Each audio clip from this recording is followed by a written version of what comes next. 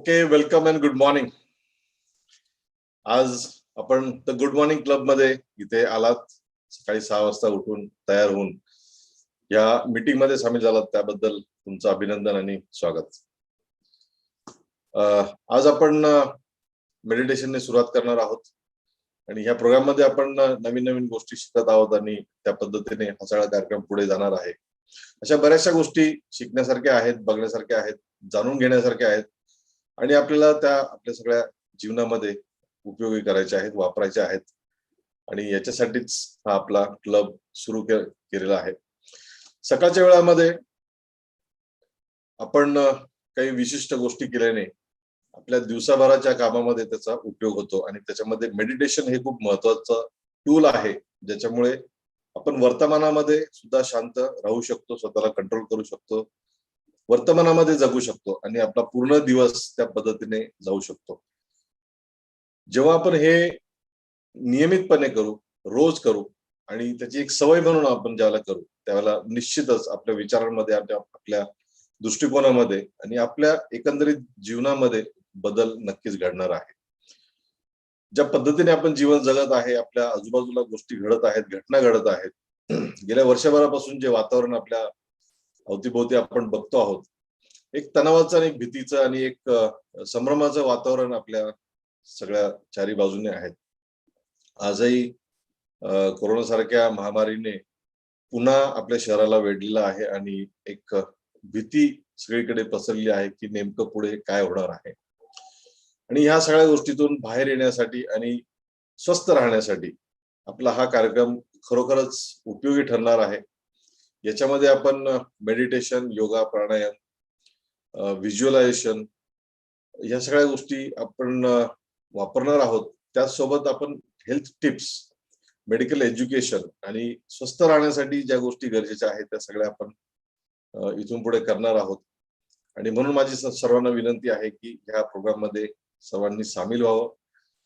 रोज 45 मिनिटं आपल्याला स्वतःला द्यायची आहे, आपल्या आरोग्यासाठी, आपल्या जीवनासाठी आणि आपल्या भविष्यासाठी. दुसरा जो फायदा तुम्हाला स्वतःला जाणवणार आहे तुमच्या घरामध्ये, जर तुम्ही ह्या कार्यक्रमामध्ये सहभागी झाला आणि रोज तुम्ही हा वेळ दिला, तर तुम्हाला बघणारे आणि तुम्हाला बघून जगणारे तुमची जी पुढची पिढी आहे ती सुद्धा, त्यांना कुठंतरी वाटेल की येस, मी सुद्धा हे अटेंड केलं पाहिजे, मला सुद्धा याचा फायदा घेता.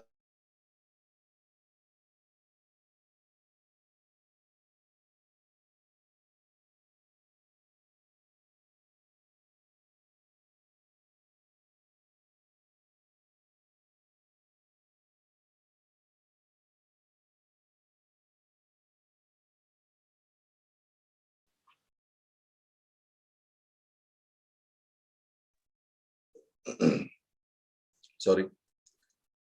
आणि मग तुम्हाला तुमची मुलं, तुमच्या घरातली इतर व्यक्ती, इतर लोक तुम्हाला फॉलो करतील आणि ह्या प्रोग्राम मध्ये सामील होतील. कुठल्याही प्रकारचा फोर्स करणार नाही, तुम्हीही करू नका, कोणाला करू नका, कारण फोर्सेबली किंवा जबरदस्तीने हा कार्यक्रम होत नाही. हे मनापासून झालं पाहिजे, मनातून त्याची एक उत्कंठा निर्माण झाली पाहिजे, एक भूक निर्माण झाली पाहिजे आणि मगच ते आपण ग्रहण करू शकतो. हा प्रोग्रामही तसाच आहे. तुम्हाला भूक लागलेली असेल, तहान लागलेली असेल आणि तुम्हाला इथे येऊन हे सगळं ग्रहण करण्याची इच्छा झाली असेल किंवा होणार असेल, तर तुम्ही नक्कीच येऊ शकता आणि हे सगळं तुम्हाला मिळणार आहे. आणि हा प्रोग्राम आपला पूर्णपणे फ्री आहे, मोफत आहे. याच्यासाठी कुठलाही शुल्क नाही. तुम्ही रोज सकाळी 6 वाजता झूम मीटिंग वरती येऊ शकता किंवा सायमल्टेनियसली याच्या सोबत तुम्ही युट्यूब चॅनल वरती हा प्रोग्राम बघू शकता. मला काही लोकांचा फीडबॅक आलेला आहे की आम्ही आमच्या फ्री वेळामध्ये संध्याकाळी किंवा दुपारच्या वेळामध्ये आम्ही युट्यूब वरती तुमचे व्हिडिओज बघतो. परंतु मला अशा लोकांना विनंती करायची आहे की याचा जर तुम्हाला मॅक्झिमम इफेक्ट पाहिजे असेल, त्याचा मॅक्झिमम परिणाम पाहिजे असेल किंवा हा कार्यक्रम परिणामकारक व्हावा अशी जर तुमची इच्छा असेल, तर याला सकाळच्या वेळातच बघा. तुम्ही व्हिडिओवरती बघा अथवा युट्यूब चॅनलवरती बघा, परंतु सकाळच्या वेळामध्ये जर बघितलं तर याचा मॅक्झिमम इफेक्ट तुम्हाला दिसायला मिळेल किंवा बघायला मिळेल. So will start with the programme. आपण आपल्या प्रोग्रामला सुरुवात करणार आहोत. प्रोग्रामची सुरुवात आपण मेडिटेशनने करणार आहोत. अँड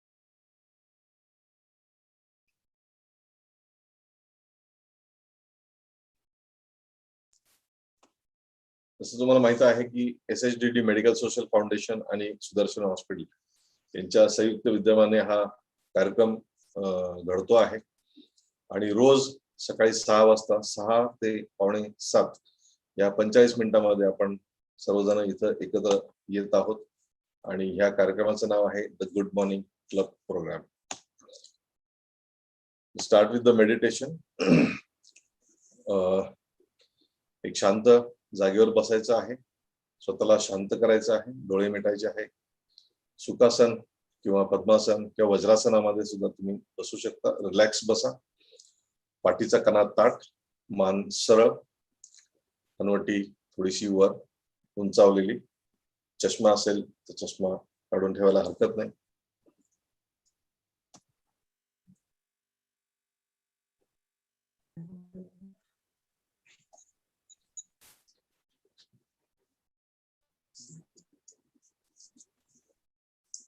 सहजासन किंवा पद्मासनात बसावं.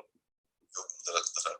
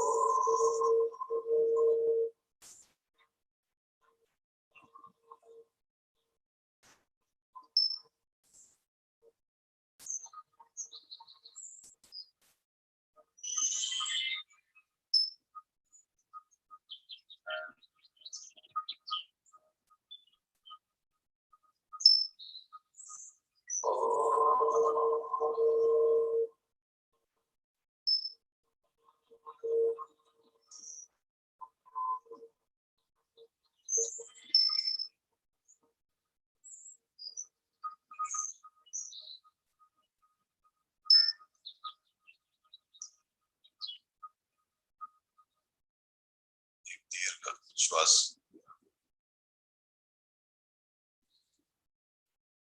रिलॅक्स.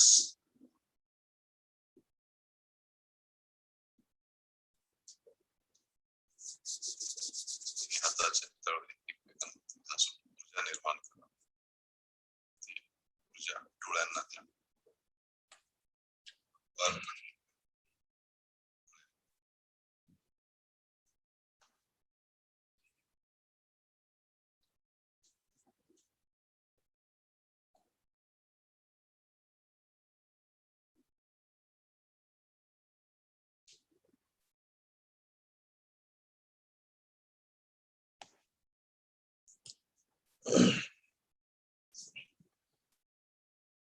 सो मला खात्री आहे की आतापर्यंत मेडिटेशनचा इफेक्ट तुम्हाला जाणवायला लागलेला असेल आणि हळूहळू आता एक डीप मेडिटेशन तुम्ही जात असाल. माझा स्वतःचा अनुभव असा आहे की हे 10 मिनिटं कसे जातात समजत नाही. पूर्णपणे स्वतःला विसरून जातो आणि त्या म्युझिक मध्ये आणि त्या स्टेज मध्ये जातो. विचार जितके कमी करता येईल तितके कमी करतो. लक्ष एका ठिकाणी केंद्रित करतो आणि याच्यामुळे कॉन्सन्ट्रेशन किंवा फोकस करण्याची ॲबिलिटी वाढते. मला आशा आहे की तुम्ही सुद्धा अशाच पद्धतीने मेडिटेशन करत असाल. ह्या प्रोग्राम नंतर सुद्धा तुम्हाला जर वेळ असेल तर तुम्ही मेडिटेशन कंटिन्यू करू शकता. So my request is please be consistent with the meditation. So shaver sticking technique आपण सर्व करत आहोत. याच्यामध्ये मेडिटेशन पहिला भाग आहे म्हणजे सायलेन्स सकाळचा. दुसरं काल आपण अफर्मेशन्स बद्दल बघितलं. स्वतःला पुष्टी कशी द्यायची, स्वतःला ऑर्डर्स इन्स्ट्रक्शन्स कसे द्यायचे, ते कसे असले पाहिजे याच्यावरती आपण काल बघितलं, जाणून घेतलं. आणि तुम्ही सुद्धा तुमच्या स्वतःसाठी अफर्मेशन्स लिहायला सुरुवात करा. तुम्हाला जे हवं आहे ते तुम्ही कागदावरती लिहा, ते बोला, ते वाचा, त्याचं ऑडिओ रेकॉर्डिंग करा किंवा त्याचं व्हिडिओ शूट करा आणि हे रोज बघा, रोज ऐका. रोज स्वतःच्या मनाला, स्वतःच्या मेंदूला, ब्रेनला इन्स्ट्रक्शन्स द्यायचे आहेत. It will definitely change your life.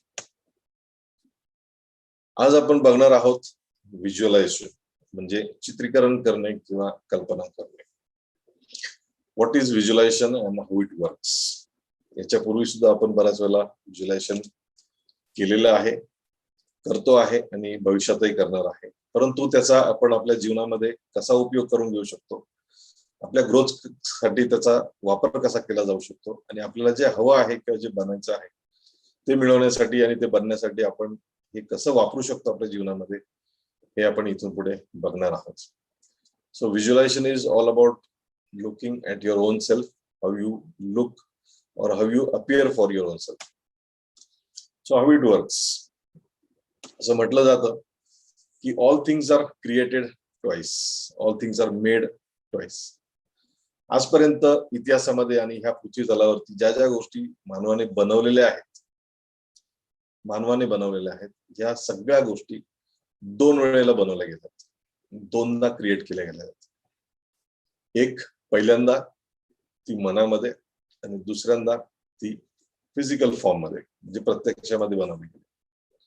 उदाहरण द्यायचं झालं तर तुम्ही ज्या घरामध्ये राहतात ते घर ज्यावेळेला बनवायला घेतलं त्यावेळेला ती कल्पना कोणाच्या तरी मनामध्ये आलेली होती आणि ती कल्पना ती कुठेतरी कागदावरती मांडली गेली आणि म्हणून त्या कागदावरती मांडल्यानंतर तुम्हाला जसं पाहिजे होतं तसं घर तयार झालं. तुमच्या हातामध्ये तुम्ही जे रोज मोबाईल वापरता ती मोबाईल बनवण्याची कल्पना सुद्धा कोणाला तरी सुचली, त्यांनी ते इमॅजिन केलं, ते व्हिज्युअलाइज केलं की असं एक इन्स्ट्रुमेंट पाहिजे, ह्या आकाराचं पाहिजे, ह्या रंगाचं पाहिजे, हे फीचर्स त्याच्यामध्ये असले पाहिजे, हे प्रोडक्ट्स त्याच्यामध्ये बनले पाहिजे किंवा हे अपीअरन्स त्याचं पाहिजे आणि म्हणून हळूहळू त्याच्यामध्ये प्रगती होत ते इन्स्ट्रुमेंट आज तसं बनलेलं आहे. तुम्ही वापरणारे तुमच्या घरामधले, तुमच्या किचन मधले सगळे अप्लायन्सेस, सगळे युटेन्सिल्स, तुमचं घड्याळ असेल, तुमचे कपडे असेल, कपड्यांची डिझाईन असेल, ती डिझाईन सुद्धा कोणाच्या तरी मनामध्ये कल्पना करून आलेली असेल त्यांनी ते व्हिज्युअलाइज करून बघितलेलं असणार आहे की ही डिझाईन जर मी बनवली तर ती कशी दिसेल, याच्यामध्ये कुठला रंग हवा आहे, याची डिझाईन, याचं टेक्स्चर कसं असलं पाहिजे, किंवा हे कसं दिसलं पाहिजे. एकंदरीत एखाद्या व्यक्तीने जर ते कपडे घातले किंवा ते कॉस्ट्युम जर घातले तर ती कशी दिसेल, त्याचं एक इमॅजिनेशन किंवा त्याचं एक व्हिज्युअलायझेशन त्या व्यक्तीने केलं होतं, आणि म्हणून ती वस्तू नावारूपाला आली किंवा ती अस्तित्वात आली. असं प्रत्येक गोष्ट आपण आजपर्यंत केलेली आहे आणि प्रत्येकाने त्याच पद्धतीने केलेली आहे. ही मनामध्ये येणारी जी प्रक्रिया आहे आणि त्याला जे बघणं आहे यालाच व्हिज्युअलायझेशन म्हणतात. अल्बर्ट आइन्स्टाईन म्हणतात की imagination is more important than knowledge. तुम्हाला काय माहिती आहे याच्यापेक्षा तुम्ही काय बघू शकता हे जास्त महत्वाचं आहे. आणि म्हणूनच आजपर्यंत त्यांनी जे शोध लावले किंवा सगळ्या सायंटिस्टने जे शोध लावले हे सगळे इमॅजिनेशन किंवा व्हिज्युअलायझेशनच्या पॉवरवरती लागलेले आहेत, न की ते नॉलेजच्या बेसवर. नॉलेज असून उपयोग नाही किंवा नॉलेज असल्याने तुमच्या जीवनामध्ये फरक पडत नाही किंवा बदल घडत नाही, परंतु तुम्ही त्याचा वापर कसा करता आणि ते वापर करण्यासाठी तुम्ही ते इमॅजिन कसं करतात, that is more important. So you have to imagine, you have to visualize what you want to become and what you want to have. तुम्हाला काय पाहिजे आहे, काय बनायचं आहे, काय हवं आहे, हे तुम्ही व्हिज्युअलाइज करू शकले पाहिजे. दुसरं म्हणजे तुम्ही लहानपणी शाळेमध्ये असताना तुम्हाला एखादं कविता पाठांतर करायची आहे किंवा पाढे पाठांतर करायचे आहे किंवा कुठलीही गोष्ट तुम्हाला लक्षात ठेवायची असेल, तुमची मेमरी वाढवायची असेल, तर ते तुम्ही चित्र स्वरूपामध्ये किंवा मूर्त स्वरूपामध्ये ते आधी बघितलं. ती कविता म्हणताना तुम्ही तो क्षण किंवा ते पिक्चर स्वतःच्या मनामध्ये इमॅजिन केलं. आयदर तुम्ही प्रत्यक्षात ते चित्र उभं केलं किंवा कागदावर दिसणारे ते शब्द तुम्ही मनामध्ये आणले, ते चित्र स्वरूपामध्ये बघितलं आणि म्हणून ते तुमच्या लक्षामध्ये राहिले. So it improve your memory, किंवा मेमराईज करण्यासाठी तुम्ही व्हिज्युअलायझेशनचा वापर करू शकता. अशा पद्धतीने तुमचं सगळं शिक्षण आजपर्यंत झालेलं आहे. मी सुद्धा त्याच पद्धतीने शिकलेलो आहे. जे शब्द स्वरूपामध्ये मी बघितलेलं आहे कागदावरती ते लक्षात ठेवलेलं आहे.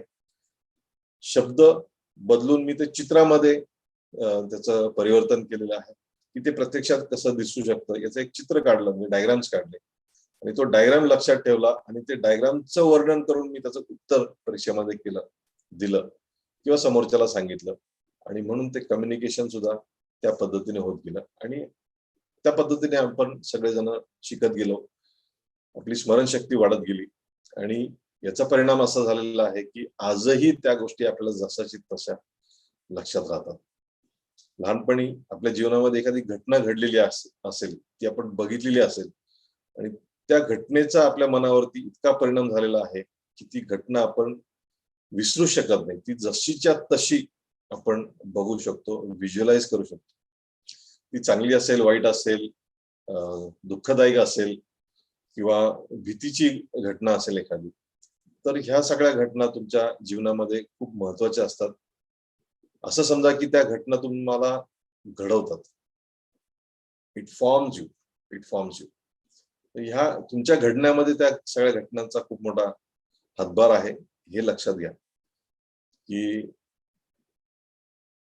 ज्याच्यामुळे तुम्ही आज जे बनलेला आहात तर त्या सगळ्या लक्षात राहणाऱ्या घटनांमुळे ते तुम्ही बनलेला असाल.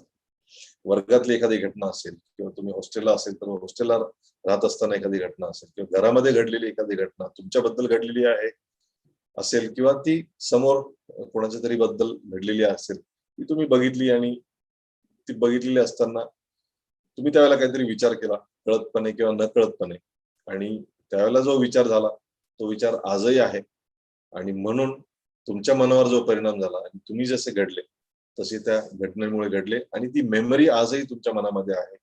म्हणून तो विचार आणि ते संस्कार आजपर्यंत तुम्ही सोबत घेऊन आलेला आहात किंवा चाललेला आहात. आपण जे काही बोलतो, आपले सगळे शब्द किंवा आपले जी सगळी कम्युनिकेशन आहे, जे काही आपले संवाद आहेत, हे सगळे चित्र स्वरूपामध्ये आपण बघतो. उदाहरण द्यायचं झालं तर तुम्ही एखाद्या व्यक्तीचं नाव ज्यावेळेला घेता तर त्यावेळेला नकळतपणे एक चित्र तुमच्या मनामध्ये कुठंतरी तयार होतं आणि आपण त्या चित्राच्या स्वरूपातून बोलत असतो. उदाहरणार्थ मी जर अमिताभ बच्चन असं नाव घेतलं तर तुमच्याही मनामध्ये कुठेतरी ते चित्र अमिताभ बच्चनचं आलेलं असेल. मोदी साहेबांचं नाव घेतलं तर त्यांचं चित्र येतं. एखाद्या गाडीचं नाव घेतलं तर ती गाडीचे चित्र स्वरूपामध्ये तुमच्या समोर उभी राहते आणि म्हणून तुम्हाला माझे शब्द लक्षात येतात.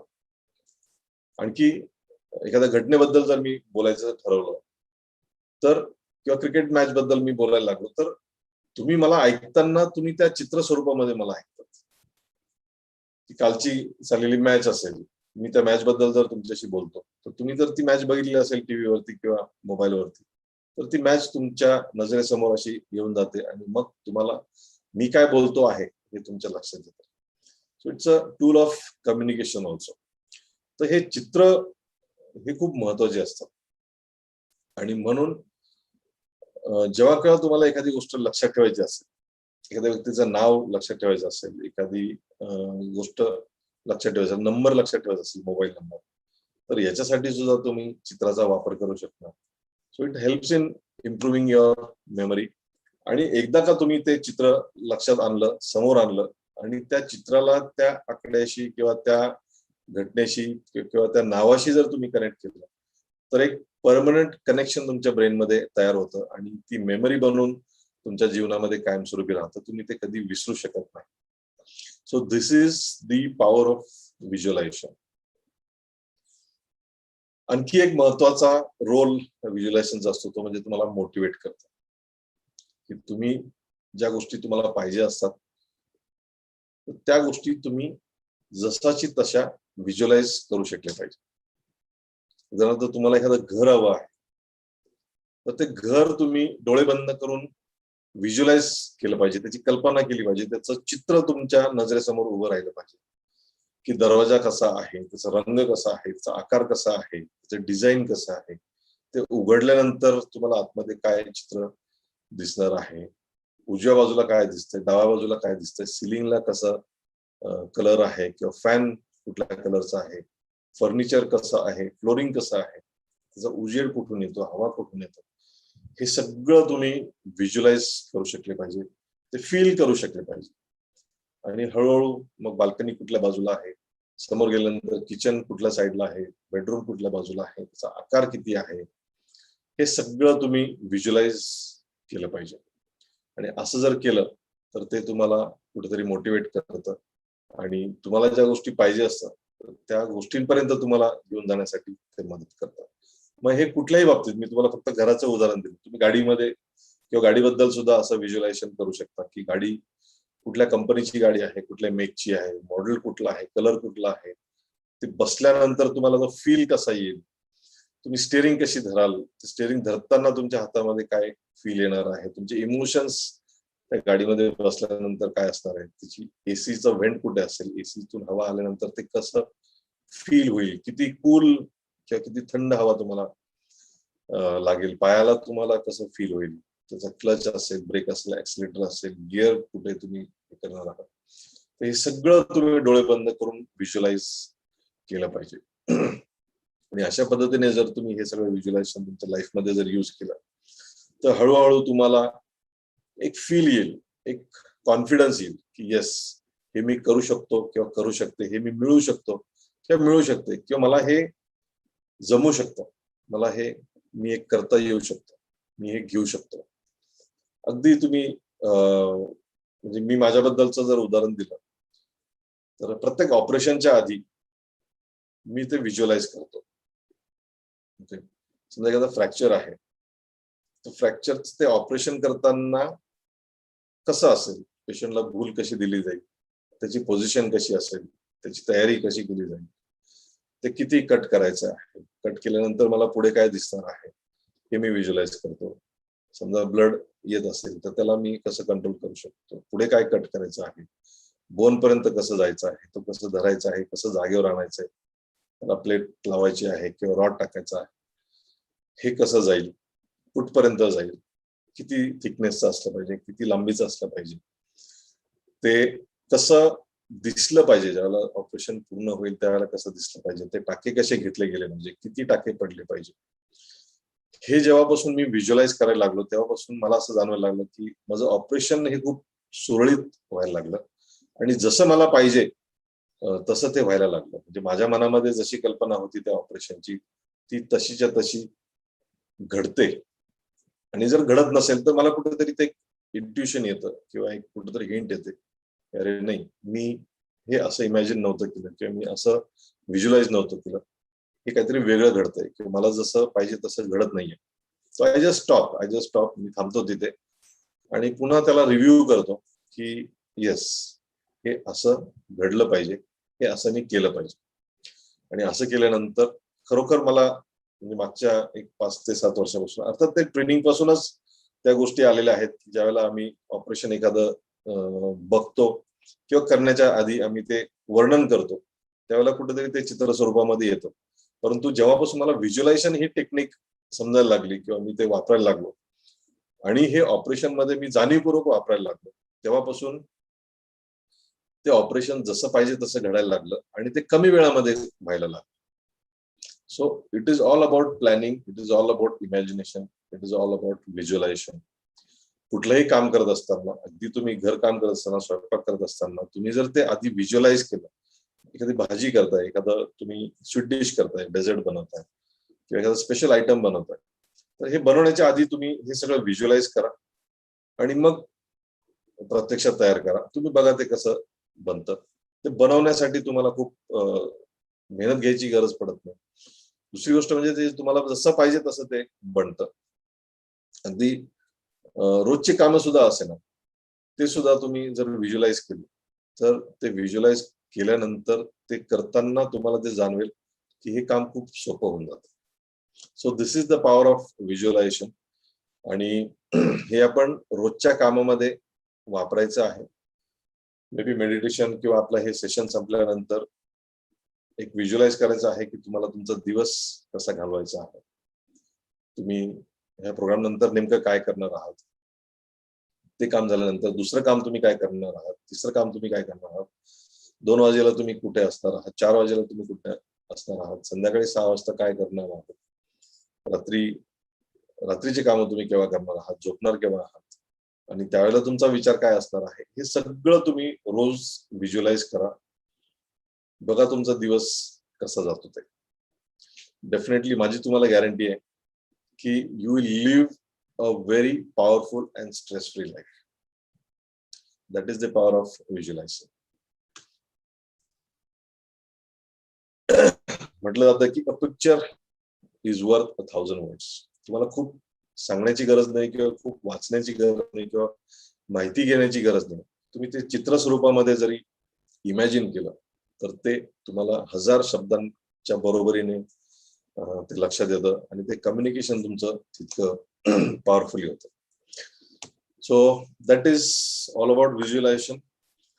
याचे बेनिफिट्स काय काय आहेत, जसं मी आता हे सगळं विश्लेषण करताना तुमच्या लक्षात आलेलं असेल की याचे फायदे काय आहेत. It brings clarity. जे तुम्हाला पाहिजे आहे ते नेमकं कसं असतं किंवा असायला पाहिजे याच्याबद्दलची एक सुस्पष्टता तुमच्या मनामध्ये क्लिअर होते. जसं मी उदाहरण दिलं आपल्या घराचं.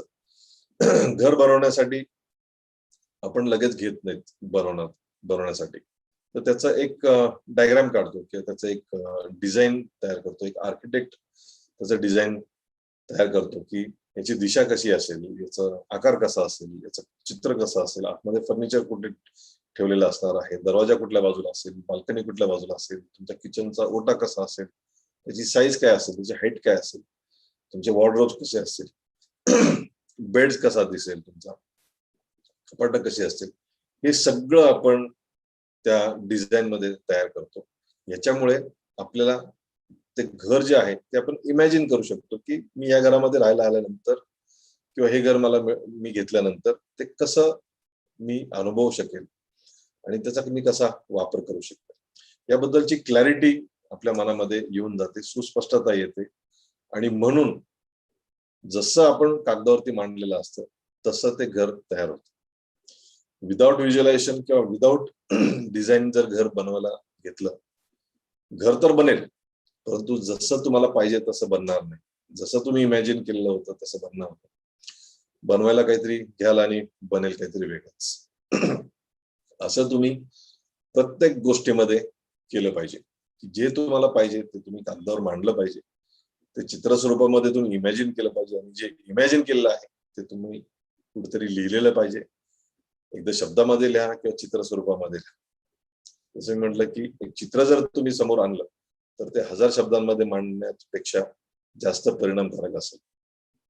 So if you want a dress, तो ड्रेस तुम्ही इमॅजिन करू शकता किंवा तुम्ही बघितलेला असेल, एखाद्या टीव्ही सिरियल मध्ये बघितलं असेल, एखादी साडी बघितली असेल, ड्रेस बघितला असेल, हेअरस्टाईल बघितली असेल, ऑर्नामेंट्स बघितले असेल, तर ते तुमच्या चित्र स्वरूपामध्ये लक्षात ठेवता. त्याची क्लॅरिटी तुमच्या मनामध्ये येते आणि ज्यावेळेला तुम्ही मार्केटमध्ये जातात त्यावेळेला नेमकी तशीच्या तशी वस्तू तुम्ही विकत घेतात. So this is all about bringing clarity to what you want in life. मग ते शिक्षणाबद्दल असेल किंवा तुम्हाला एखादी वस्तू घ्यायची असेल किंवा तुम्हाला एखादं काहीतरी करायचं असेल, काम करायचं असेल, तर ते कामाबद्दल सुद्धा तुम्ही टप्प्याटप्प्याने तुम्ही काय करणार आहात हे लिहून ठेवा. आणि मग ते तुम्ही फॉलो करा. तुम्ही बघा त्याच्यामध्ये तुमची इफेक्टिव्हनेस आणि प्रोडक्टिव्हिटी तुमची कशी वाढते. So this is the first benefit of visualisation. Secondly, it improves your creativity. तुम्ही जर डिझायनर असाल किंवा तुम्ही जर होम मेकर असाल तर तुम्हाला ह्या व्हिज्युअलायझेशनच्या माध्यमातून नवीन काहीतरी निर्माण करण्याची एक कॅपेबिलिटी आणि एक ॲबिलिटी तुमच्यामध्ये डेव्हलप होईल. जसं मी म्हटलं की प्रत्येक वस्तू ही दोनदा बनते. ज्याला ती मनामध्ये बनते किंवा चित्र स्वरूपामध्ये बनते तर ती एक क्रिएटिव्हिटीज असते. It is creating new things किंवा असलेल्या गोष्टींना थोडंसं बदल करून त्याच्यामध्ये थोडंफार इम्प्रोव्हायझेशन करून तुम्ही एक नवीन काहीतरी क्रिएशन करू शकता आणि ते क्रिएशन तुम्ही चित्र स्वरूपामध्ये जर तयार केलं सुरुवातीला तर ते तुम्हाला बनवता येऊ शकतं. So all creativities it starts with visualization. आतापर्यंत जसं मी म्हटलं की ह्या जगामध्ये ह्या पृथ्वी तलावर ज्या गोष्टी बनल्या गेल्या त्या सगळ्या कोणाच्या तरी नजरेमध्ये बनल्या गेल्या, कोणाच्या तरी मनामध्ये बनल्या गेल्या. कोणीतरी ते बघितलं की माणूस उडू शकतो असं कदाचित राईट ब्रदर्सने बघितलं होतं चित्र, किंवा ट्रेनचं चित्र कोणीतरी बघितलं असेल, विमानाचं चित्र बघितलेलं असेल, किंवा हे मोबाईलचं मी तुम्हाला सांगितलेलं आहे, किंवा एखादी बिल्डिंग असेल तर ती बिल्डिंग ही कोणीतरी बघितली आहे, मनामध्ये बघितली आहे, त्याचं चित्र तयार केलं आणि ते कागदावर मांडलं आणि मग ते एक नवीन क्रिएशन ह्या जगामध्ये तयार झालं. So it improves your creativity, it improves your memorization. मी परवा तुम्हाला उदाहरण दिलं होतं की तो तारे जमीन पर एक पिक्चर होता. त्यामध्ये तो मुलगा जो दाखवला ईशान अवस्थी, तर तो ते शब्द असे बघत असताना किंवा ते लक्षात ठेवताना तो कुठेतरी हरवून जायचा.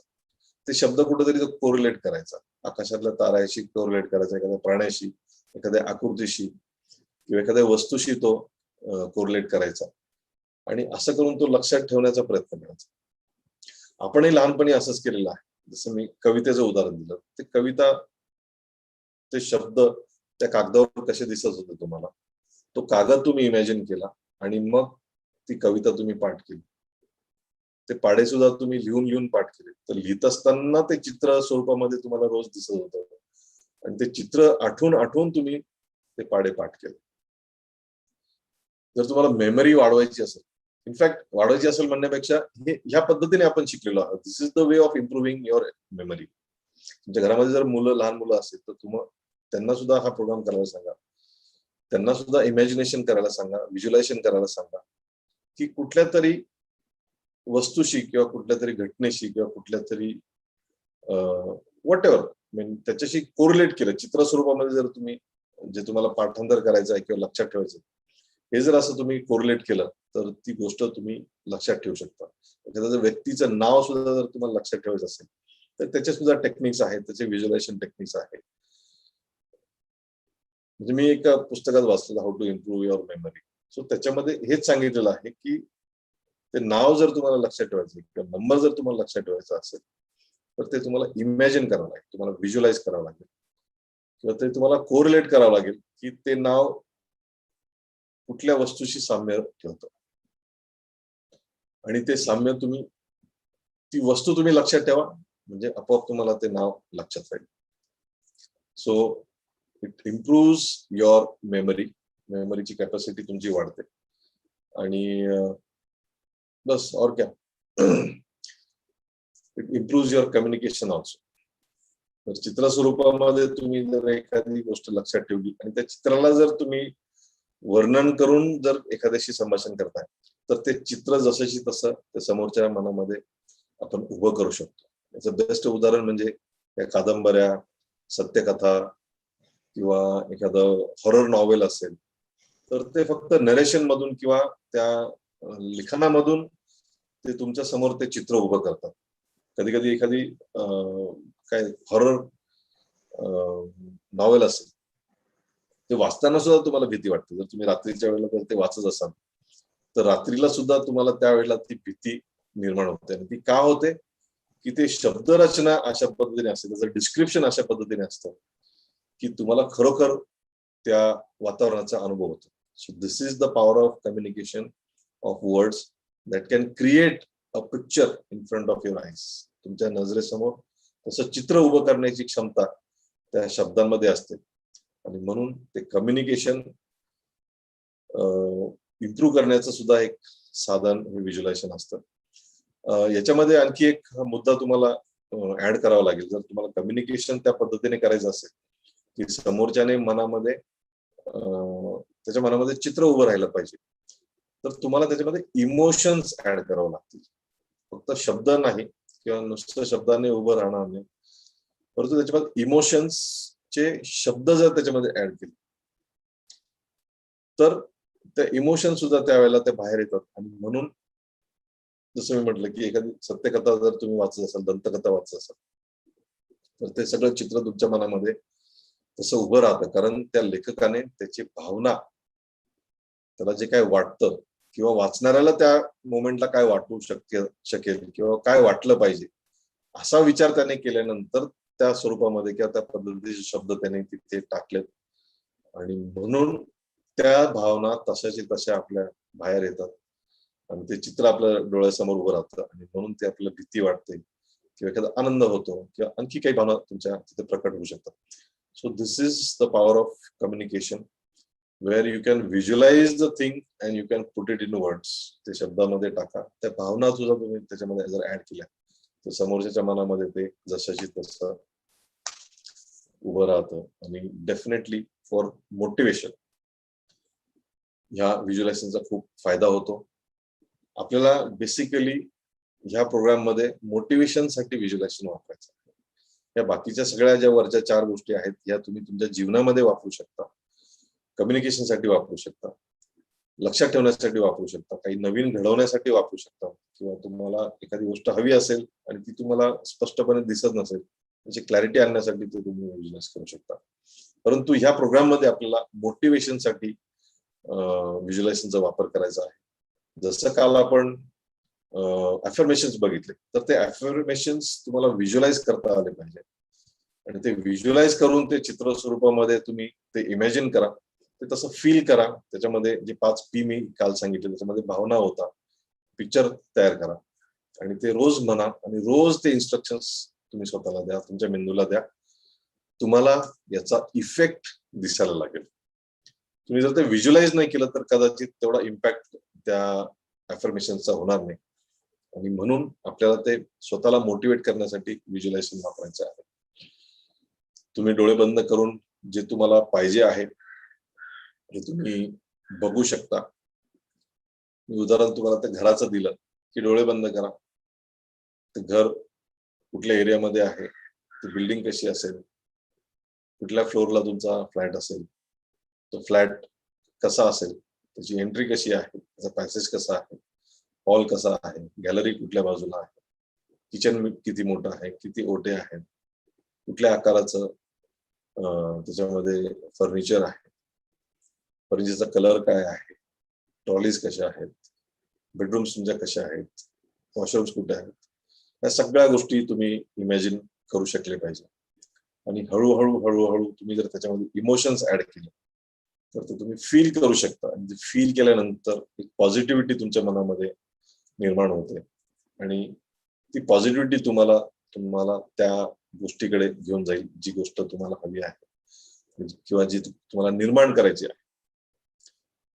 असं हे तुम्ही कुठल्याही क्षेत्रामध्ये कुठल्याही गोष्टीमध्ये व्हिज्युअलायझेशनचा वापर करू शकता.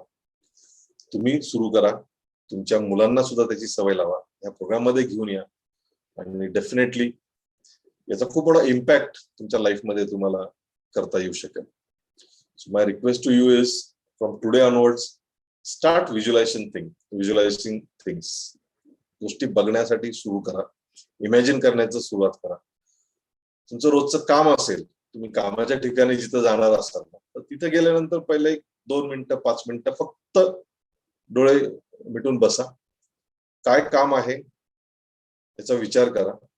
ते कसं असेल, काय डॉक्युमेंट्स असेल, कुठे फाईल आहे, ती कुठे ठेवलेली असणार आहे, मला काय करायचं आहे, काय टाईप करायचं आहे, काय डाउनलोड करायचं आहे, काय प्रिंट घ्यायची आहे किंवा कुठं काय लिहायचं आहे, कोणाला भेटायचं आहे, कसं जाणार आहे, कुठे जाणार आहे, किती वाजता जाणार आहे, या सगळ्या गोष्टी तुम्ही इमॅजिन करा, व्हिज्युअलाइज करा. संध्याकाळी ड्युटी संपेपर्यंत किंवा तुमचं काम संपेपर्यंत तुमचं जे काही शेड्यूल आहे, जे काही प्लॅनिंग आहे ते सगळं एकदा व्हिज्युअलाइज करा आणि बघा त्याची इफेक्टिव्हिटी कशी असेल, त्याची प्रोडक्टिव्हिटी तुमची कशी वाढणार आहे. तुम्हाला ते काम जरा सुद्धा अवघड वाटणार नाही किंवा कंटाळवाणं वाटणार नाही किंवा बर्डन वाटणार नाही. कारण एक भावना तुमच्या मनामध्ये येईल की अरे मी हे कुठेतरी ऑलरेडी बघितलेलं आहे, हे मी आधी केलेलं आहे, अशी एक भावना तुमच्या मनामध्ये येईल आणि म्हणून ते काम तुम्हाला सोपं वाटेल. So start doing visualisation from today onwards. 100 दिवस करा, तुम्हाला डेफिनेटली याचा इफेक्ट दिसायला लागेल, परिणाम दिसायला लागेल आणि 1000 दिवस केल्यानंतर त्याची सवय लागेल. प्रत्येक काम व्हिज्युअलायझेशन करून करा, प्रत्येक काम. जसं मी माझं ऑपरेशनचं उदाहरण तुम्हाला दिलं तसं मी डेली शेड्युलिंगचं पण करतो. एक मनामध्ये एक विचार सुरू होतो की घरातून निघाल्यानंतर कुठे जाणार आहे, तिथून मी कुठे जाणार आहे किंवा तिथे हॉस्पिटलला गेल्यानंतर मी काय करणार आहे, मला कोणाला भेटायचं आहे, मला कोणाला काय सांगायचं आहे, काय काम करायचंय, किती पेशंट्स मी बघणार आहे, ऑपरेशन काय करणार आहे, त्याच्यानंतर मी कुठे जाणार आहे, कोणाला भेटणार आहे, कुठे मीटिंग आहे का, ते असं ते एक पूर्ण शेड्यूल दिवसभराचं मी व्हिज्युअलाइज करतो आणि माझ्या दिवसाच्या कामाला सुरुवात करतो. सकाळी उठण्यासाठी सुद्धा मी रात्री झोपताना व्हिज्युअलाइज करतो की मला सकाळी 5:30ला उठायचं आहे किंवा 5ला उठायचं आहे, 5:45ला मला लॉग इन करायचंय, 6 वाजता मला प्रोग्राम सुरू करायचा आहे, उद्या मी काय डेमॉन्स्ट्रेशन देणार आहे किंवा मी काय बोलणार आहे, एक डोळे बंद करून मी स्वतःला इमॅजिन करतो, व्हिज्युअलाइज करतो आणि म्हणून कदाचित हा प्रोग्राम इतका इफेक्टिव्हली होऊ शकतो. So that's it. अँड मी तुम्हाला रिक्वेस्ट करेल की तुम्ही सुद्धा ह्या पद्धतीने तुमचं जीवन जगा. Start using visualisation technique in your life. It will make your life very simple आणि व्हेरी पॉझिटिव्ह. ते खूप काही असं मोठे मोठे शब्द वापरायची गरज नाही किंवा कुठं जाऊन काही शिकायची गरज नाही. हे व्हिज्युअलायझेशन केल्यानंतर ऑटोमॅटिकली तुमच्या मनामध्ये एक पॉझिटिव्हिटी आणि पॉझिटिव्ह एनर्जी तयार होते. सो पुन्हा एकदा तुम्हाला निरोगी जीवनाच्या हार्दिक शुभेच्छा. तुमचा दिवस सुखमय जाओ, व्हिज्युअलाइज केल्याप्रमाणे जाओ, आनंदाचा जाओ आणि आरोग्यदायी जाओ ही मनापासून इच्छा व्यक्त करतो. आणि तुम्हाला रिक्वेस्ट करतो की तुम्हाला जर काही फीडबॅक द्यायचा असेल तर नक्कीच तुम्ही ते शेअर करू शकता. तुमचा काय अनुभव आतापर्यंतचा असेल तोही तुम्ही सांगू शकता. तुम्ही जर हा व्हिडिओ युट्यूबला बघत असाल तर तुमच्या कमेंट्स त्या कमेंट बॉक्समध्ये टाका. हा व्हिडिओ तुम्हाला आवडला असेल लाईक करा, शेअर करा आणि इतरांनाही सबस्क्राईब करण्यासाठी सांगा. So thank you very much.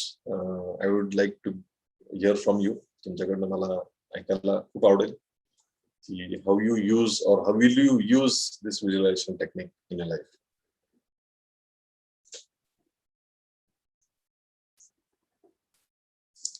Yes, anybody?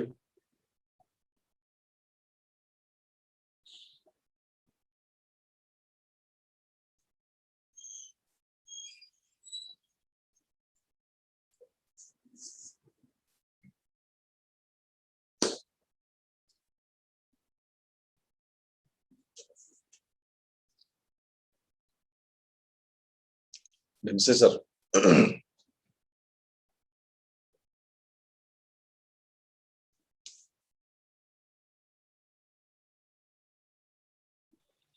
हा बोला ना.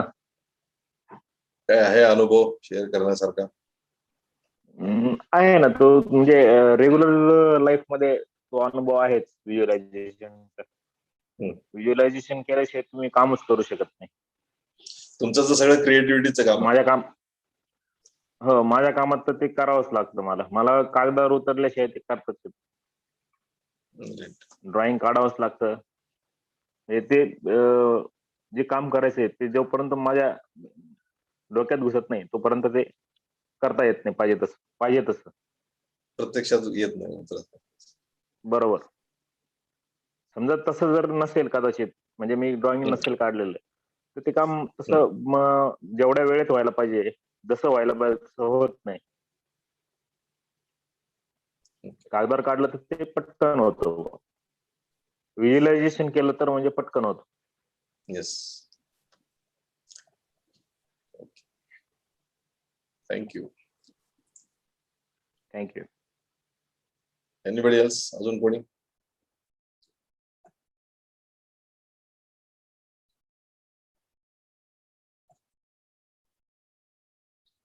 साधना मॅडम?